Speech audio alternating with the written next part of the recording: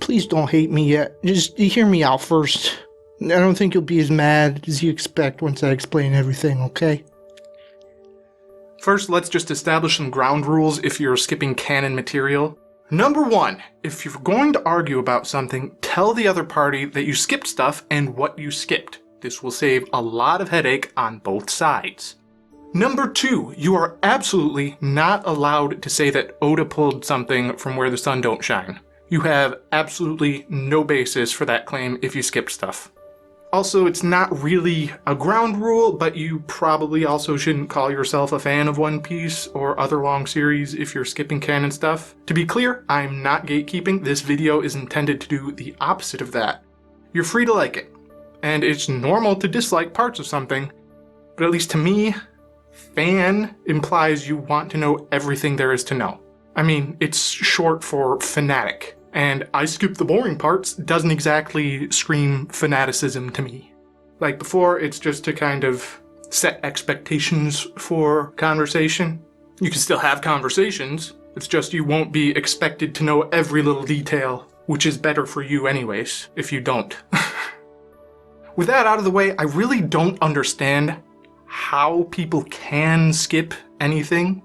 The 2 arcs I hear most often for One Piece are Skypiea and Thriller Bark. Really? Dials, the Waver, Mantra, Sky Islands, Skypeans, the Voice of All Things, the Klabautermon and the Severity of Mary's Damage, Blackbeard and his crew if you also skip Jaya, 2 Shichibukai, Moria and Kuma, Vegapunk, learning about what the Weaver card is, getting an entire additional crew member. How are you not completely lost? There's way more important stuff in both of those arcs, but these are the ones I thought up off the top of my head that all came back up before the time skip. Do you think Usopp just kind of invented dials in his spare time? Honestly, I'm impressed if you manage to continue and just accept it at face value.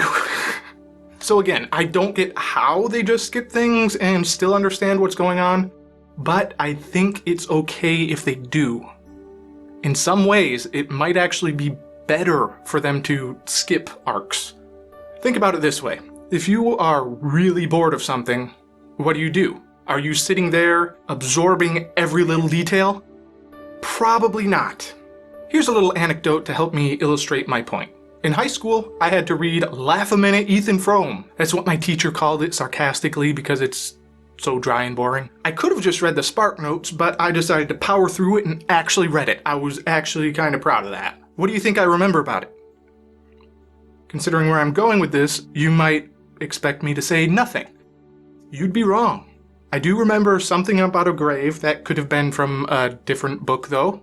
I do definitely remember a broken pickle jar that apparently symbolized their broken relationship. Learned that one during the test. And I remember the epilogue. Here's the kicker. I didn't read the epilogue. I remember it because it was a big part of the test. So the thing that I remember is the thing I didn't read because I didn't read it, but I got a summary of it that was much more engaging than the book itself.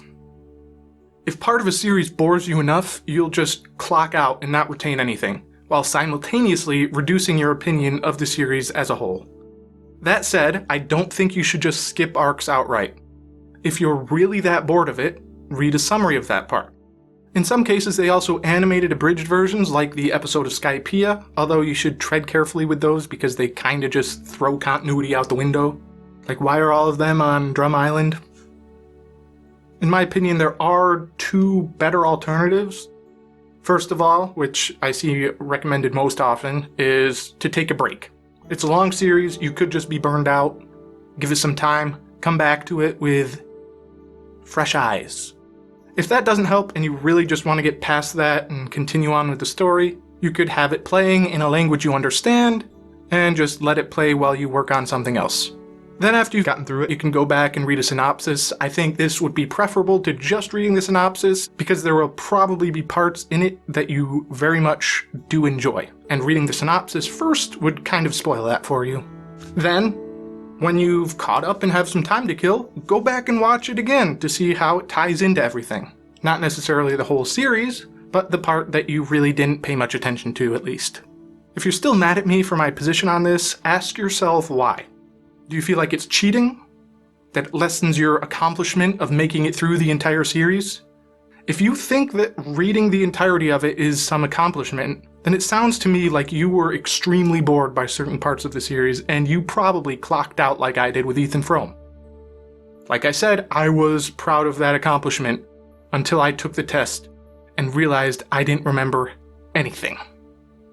The difference here is that you don't have a test, so you probably didn't read a synopsis about what you missed either. You probably know less about that arc than you would have had you skipped it and read a synopsis. The ground rules I mentioned before should probably apply to you as well. But back to a more happy note, it really is a phenomenal story. I say let people enjoy it the way they want to. The length of the series is daunting enough. Why do you not want to have more people enthusiastic about the series you love? Don't chastise them for not enjoying an arc. Instead, explain what you liked about the arc and encourage them to go back when they get the chance.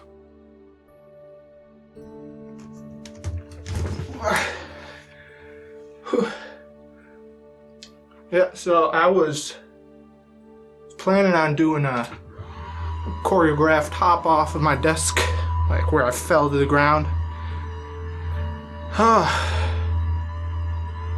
Decided not to because I didn't trust my desk to not, tip over. Anyways, let's get into it.